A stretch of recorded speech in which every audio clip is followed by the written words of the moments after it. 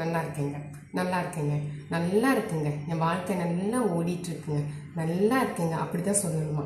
அதான் ஒருத்தவங்க எனக்கு ஒரு பெரியவங்க சொல்லி கொடுத்தாங்க. நான் உங்களுக்கு சொல்லணும்னு தோணுச்சு, அதனால் நானும் உங்களுக்கு சொல்கிறேன். இப்போ நான் பியூட்டி டிப்ஸ் சொல்ல போகிறேன். இப்போ ஒருத்தவங்க எனக்கு இன்ஸ்டாகிராமில் எனக்கு மெசேஜ் போட்டாங்க. இந்த மாதிரி கொஞ்சம் கருமையாக இருக்கிறேன், கருமைனா ஒரு பிளாக்காக இருக்கிறாங்களாம், ஒரு மாநிறமாக இருக்கிறாங்க அப்படின்னு சொன்னாங்க. அதுக்கு ஏதாவது டிப்ஸு சொல்லுங்கள் அப்படின்னாங்க. அதுக்கு என்னென்னா, ஃபஸ்ட்டு டிப்ஸ் கோதுமை மாவும் பால், இந்த ரெண்டு எடுத்துக்கோங்க. கோதுமை மாவு பால், இது ரெண்டு என்ன பண்ணுறீங்கன்னா, ஒரு 2 ஸ்பூன் கோதுமை மாவு 2 ஸ்பூன்னா உங்களுக்கே தெரியும் அந்த மில்க் எந்த அளவுக்கு நீங்கள் போட்டு மிக்ஸ் பண்ணணும் உங்களுக்கு தெரியும். க்ரீமி அளவுக்கு, அதாவது க்ரீமியாக இருக்கும். அந்த க்ரீமி அளவுக்கு நீங்கள் என்ன பண்ணுறீங்கன்னா, இதை எடுத்து அப்படியே வச்சுங்க. ஒரு 1/2 hour அப்படியே வச்சுங்க.